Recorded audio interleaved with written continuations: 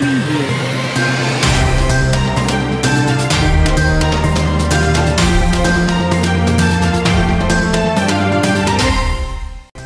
et messieurs, bonsoir et bienvenue dans le journal sur la Time4 Africa. Au sommaire, la mort d'Astou Sokhna est devenue de plus en plus virale après la publication des images sur l'internet et les témoignages de sa mère et de son époux. Les populations sénégalaises dénoncent l'acte avec dernière énergie. Suite à cette tragédie, une nouvelle réforme dans le système sanitaire a été annoncée hier par le ministère de la Santé. Quel rôle pourra avoir donc la nouvelle association des maires de la coalition Yewwi Askan Wi dénommée REEL en parallèle avec l'association des maires du Sénégal? La réponse à suivre dans le journal avec Ousmane Niang. Les Sénégalais ont dénoncé l'acte qui a été commis par un policier sur un Sénégalais en Italie après la publication de la vidéo sur l'Internet. Les détails à suivre dans le journal. La page internationale et celle sportive mettront fin à cette édition. Mesdames et messieurs, tout de suite le développement. Le décès de Astou Sokhna à l'hôpital de Louga suscite une vague d'indignation de la part des Sénégalais. Non seulement l'accueil au niveau des services publics, notamment les hôpitaux, est dénoncé, mais elle réclame que justice soit faite sur ce dossier, suivant le reportage signé Barthélémy Cody. Le laxisme et la cruauté sont devenus un fléau inquiétant dans certains établissements de santé au Sénégal. Aujourd'hui, certains décès sont liés à la négligence médicale. Les questions politiques et le manque de sages-femmes qualifiées sont la raison. Ça, c'est pas du nouveau dans ce pays-là. C'est tout le temps, c'est pas du nouveau. Tant qu'il y a la politique à la santé, la politique c'est inculpé là-dedans. Il y aura tout le temps des problèmes pareils. Ces problèmes pareils-là, c'est pas du nouveau. C'est tout le temps des problèmes. Ici, les hôpitaux, quand tu as de l'argent, on te soigne. Si tu n'as pas de l'argent, les pauvres lambda comme nous, si on n'a pas de l'argent, c'est la mort.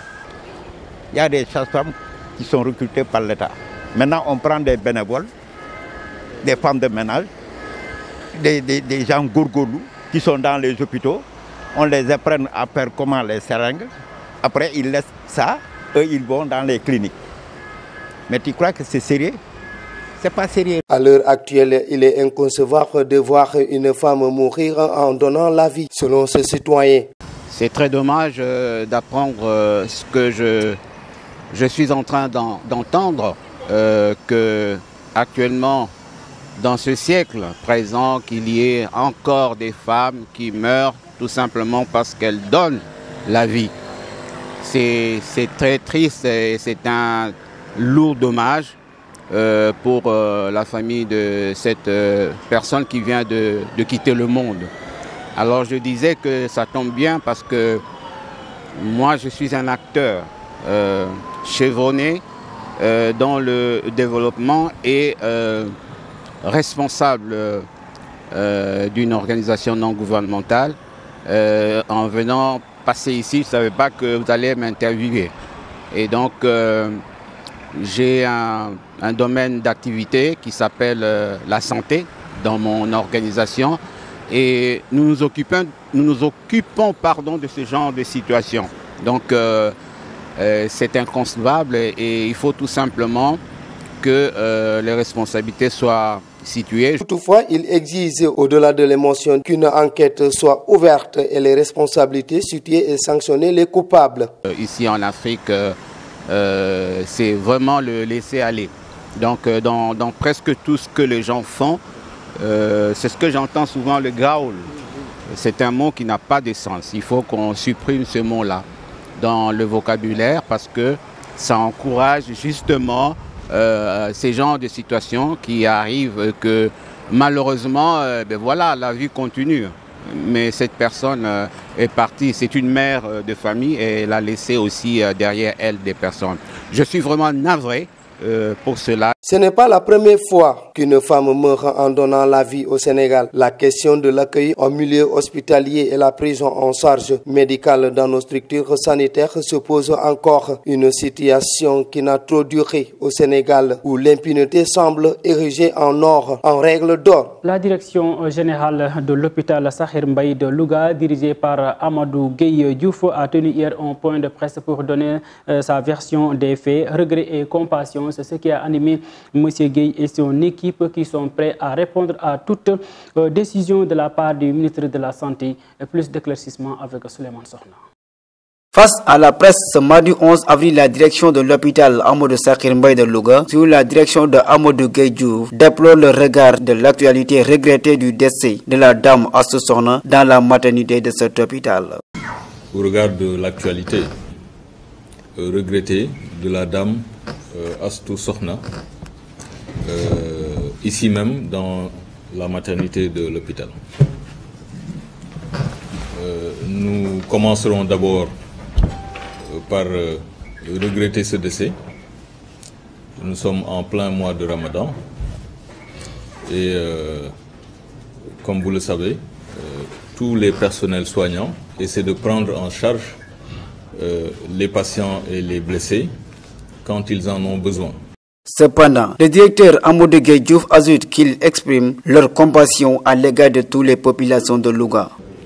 Pour exprimer notre compassion publiquement à l'égard du mari de la défunte, à l'égard de toute la famille de la défunte, dire simplement que c'est une situation que personne n'a souhaitée, mais qui nous tombe dessus, et nous avons le devoir en tant que croyants, en tout cas d'accepter la décision divine, ce qui ne nous dédouane pas de la nécessité de faire l'effort de comprendre, mais aussi, après avoir compris, s'il est avéré qu'il y a des manquements, aller dans le sens de prendre des mesures correctrices. Il a renseigné aussi qu'ils sont prêts à répondre à toutes les décisions prises par la justice. La justice, si elle est déjà saisie, puisse en tout cas entamer la procédure qui sied en la circonstance. Et nous respecterons certainement toute décision prise par la famille dans ce sens, parce que le Sénégal est un état de droit et personne n'est au-dessus de la loi. Malgré les difficultés rencontrées au sein de cet hôpital, ils n'ont qu'une seule mission qui est de faire tout pour satisfaire les populations de Louga dans le cadre sanitaire et de prier pour Allah que cette mauvaise nouvelle ne se reproduira plus. Merci beaucoup Souleymane Sokhna. Une nouvelle réglementation est annoncée dans le système sanitaire ici au Sénégal. Maintenir la viabilité des hôpitaux, mais aussi appliquer rigoureusement les sanctions contre tout médecin évoluant à la fois dans le secteur privé et ou bien dans le secteur public. Écoutons Ousmane Dia de la direction de la santé. Ce qui nous préoccupe maintenant, c'est la viabilité de tous les hôpitaux du Sénégal. Ainsi, nous avons mis en place une nouvelle réglementation. Soit tu es dans le public, soit tu es dans le privé. Donc maintenant, on va brandir le bâton à tout le monde. Il faut qu'on travaille dans la normalité, mais également éviter tout ce qui se passe dans les hôpitaux, parce que le cas qui s'est évi à Louga n'honore pas le pays du Sénégal. Donc on va tout faire pour appliquer les sanctions. Notre problème, c'est aussi le recrutement de personnel compétent pour éviter certains caprices. Après l'association des maires du Sénégal, qui est donc une association qui regroupe l'ensemble des élus locaux du Sénégal, notre réseau a vu le jour réel, réseau des élus locaux du Sénégal, créé donc par la coalition Yewwi Askan Wi. Certains Sénégalais s'interrogent même sur l'importance de ces différentes associations. Ousmane Niang détient la réponse.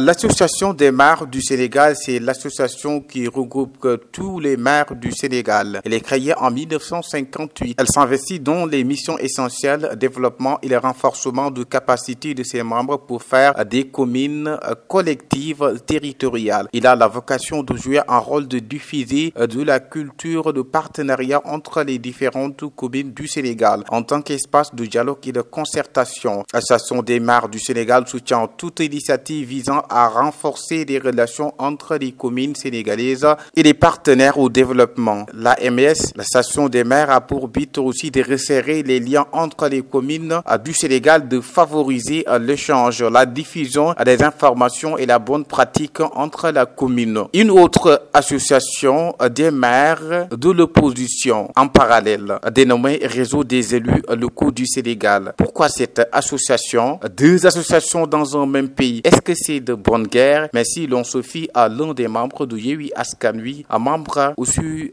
du réseau en tant que maire Ousmane Sonko, voit que cette association intervient dans le but de prendre en charge les aspirations des élus locaux. Donc on peut en retenir que cela ne va pas être facile entre ces deux associations, association des maires du Sénégal et association de l'opposition de Yewwi Askan Wi. Et pourtant, pour certains, ils devraient tous se réunir pour l'intérêt du peuple sénégal malgré leurs divergences. Mais si chacun veut être plus légitime que l'autre, il y aura certainement des difficultés et des problèmes. C'est pourquoi la parole a été donnée aux experts. Et selon certains, les risques pourraient être la dispersion d'une mauvaise gestion des affaires locales. De l'avis de l'analyste politique Mamadou Sy Albert, l'association du maire du Sénégal est la seule association habilitée à travailler avec les préfets, les autorités administratives territoriales locales. Donc, selon lui, si les élus locaux de Yewwi Askan Wi boycottent cette association, ils risqueraient de ne pas travailler avec l'autorité locale, les ministères et le gouvernement. Merci beaucoup Ousmane Niang. Nous allons à l'université Gaston Berger de Saint-Louis. La coordination des étudiants, le CELS, a décrété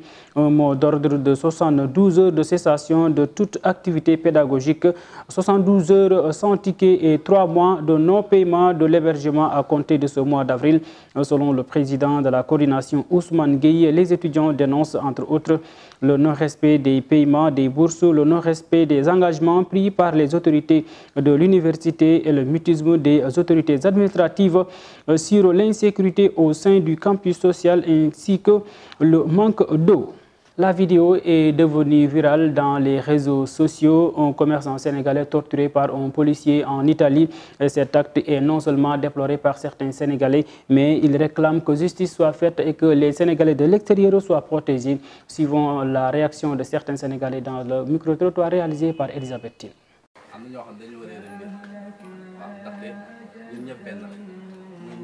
Il y a des gens qui ignorent que nous sommes tous des frères, membres de la même humanité. Nous sommes tous descendants d'Adam et Ève. Nous avons un seul Dieu. Il n'y a pas de distinction de couleur ni de race. Du coup, quand l'Occident traite mal les Noirs, c'est parce qu'ils sont ignorants. On constate que quand ils vivent chez nous, ils ont tous les privilèges, sport, loisirs, épanouissement. C'est tout à fait le contraire pour les Noirs qui vivent chez eux. C'est anormal.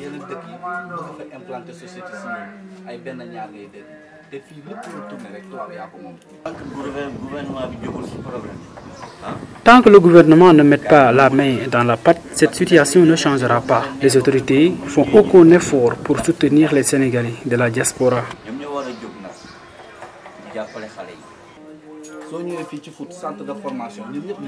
Ici au Sénégal, les centres de formation, les entreprises, tout est à eux. Ils se sentent chez eux, on les traite bien, mais c'est le contraire. Une fois là-bas, les Blancs nous considèrent comme des ordures. Ces derniers temps, on a vu un Sénégalais frappé en Italie jusqu'à ce qu'il crie fort. Un fait déplorant, c'est violent. Voilà pourquoi les autorités doivent agir. Sinon, le peuple le fera à leur place. Une révolte populaire se fera. Il faut que ça cesse.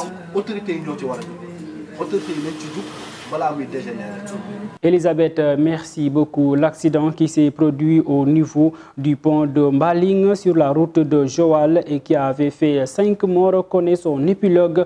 L'apprenti Maurice John, âgé de 20 ans, et son patron Mamadou Mbouch, âgé de 41 ans, ont été donc sanctionnés. Chacun écope 1 an de prison ferme. Pour rappel, l'accident s'est survenu donc le 23 mars dernier. Les deux accusés travaillent depuis 1 an. Entre autres, l'étroissement du pont de Mbaling a été critiqué parfois, plus également soulevé après ce terrible accident qui avait suscité l'émoi et la consternation des populations de la zone. Le groupement polyvalent de recherche et de répression de la fraude des douanes sénégalaises a démantelé un réseau faussaire mené à Louga, Thiès et Dakar. Ces opérations leur ont permis de saisir des coupures de billets noirs en euros et des billets contrefaçon en dollars d'une valeur de 1,308 milliard de francs CFA avec une dizaine de faussaires. Les saisies se sont déroulées entre fin mars et début avril sur l'axe Dakar-Thiès et Louga. Place maintenant à l'actualité internationale. Pour lutter contre l'insécurité en Afrique, Paul Kagame compte collaborer avec le Congo Brazzaville, attaque terroriste au Bénin, Le bilan s'alourdit, 5 soldats ont retrouvé la mort. En Ukraine, la pression russe sur Mariupol s'intensifie. Écoutons donc les éclaircissements avec Alacham. Le Bénin a été frappé ce lundi une nouvelle fois par une attaque terroriste meurtrière dans le nord-ouest du pays. Le bilan est lourd. 5 soldats des forces de défense nationale sont décédés. Un soldat a été grièvement blessé. Il est pris en charge dans un hôpital. L'attaque a eu lieu à l'extrême nord-ouest du pays, à la frontière avec le Burkina Faso, selon des sources proches du dossier, dans la zone de la Peignerie où les groupes terroristes ont déjà sévi. Lundi, en milieu de matinée, ils ont attaqué un engin explosif improvisé, une attaque doublée d'une embuscade selon nos informations. Un convoi de ravitaillement, il a été pris dans un piège mortel. Le bilan fait état de 5 militaires tués. Il s'agit de 3 sous-officiers et 2 soldats. Les dépouilles des soldats tués auraient été récupérés et selon une source sécuritaire, l'armée béninoise tiendrait toujours ses positions sur le front. Arrivé lundi 11 avril à Brazzaville pour une visite de 3 jours, le chef de l'État rwandais Paul Kagame s'est adressé au Parlement congolais réuni au Congrès. Dans son discours axé sur la sécurité, la paix, l'intégration régionale et l'unité africaine, il a appelé à une collaboration constante pour lutter contre l'insécurité dans la région de Grand Lac. Le dirigeant rwandais a prononcé son discours de 18 minutes en anglais après une brève salutation en français. Il a ensuite relevé qu'au sein de la région des Grands Lacs, quelques poches de sécurité persistent, estimant que la lutte contre ce fléau nécessite une collaboration régionale constante, notamment à l'est de la République démocratique du Congo où opèrent des groupes armés. Paul Kagame a affirmé que 5000 troupes rwandaises étaient stationnées sur le continent, en Centrafrique et au Soudan du Sud, notamment où elles interviennent dans le cadre des missions de maintien de la paix des Nations Unies. Il y a aujourd'hui beaucoup de conflits qui durent plus de décennies sur le continent. Ce qui explique cela, c'est notre inaction. Il est temps de rebattre les cartes, a-t-il estimé. Le chef des séparatistes pro-russes de Donetsk affirme lundi que ses forces ont conquis entièrement la zone portuaire de la ville stratégique de Mariupol dans le sud-ouest de l'Ukraine. Assiégée depuis plus de mois, le représentant de l'armée séparatiste a lui confirmé que les derniers défenseurs ukrainiens se concentraient désormais dans les immenses usines Azovstal et Azovmash. Des dizaines de milliers de personnes sont mortes à Mariupol, ville du sud du pays pilonnée par l'armée russe, selon les autorités à Kiev. Si ces chiffres venaient à être confirmés, il s'agissait du bilan le lourd enregistré dans la ville ukrainienne depuis que la Russie a envoyé le pays le 24 février dernier. 6 agents de service de renseignement russes opèrent sous couverture diplomatique ont été déclarés persona non grata en France, annonce lundi le Quai d'Orsay. La page sport ici au Sénégal, Youssou Dabo, l'entraîneur de Teungueth FC, dément son départ sur le banc des Rufisquois. Plainte contre le Sénégal, une amende donc financière attend les Lions du Sénégal. C'est juste après le match Sénégal-Égypte. Suivons les détails dans cet élément.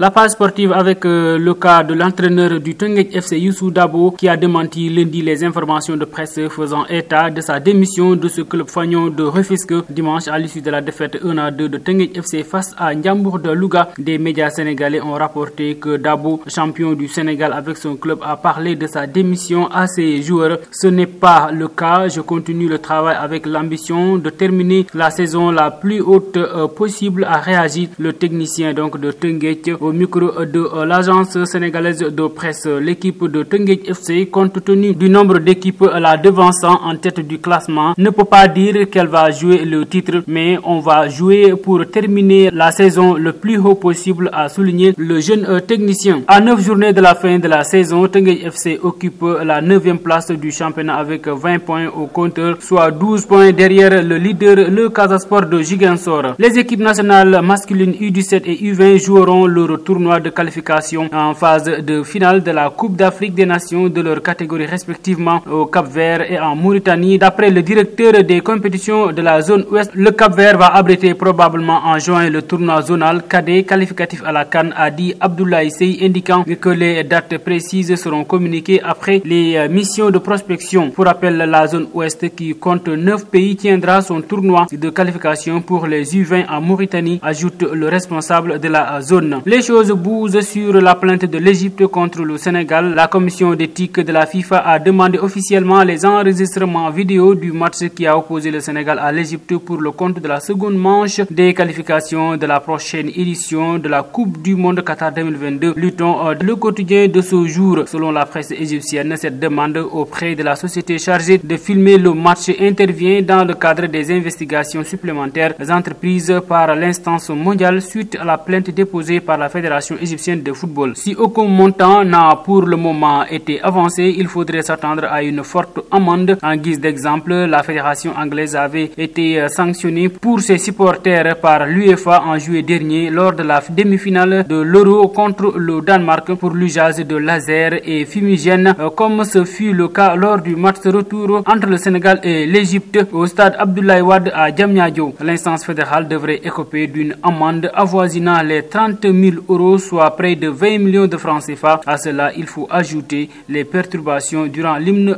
égyptien.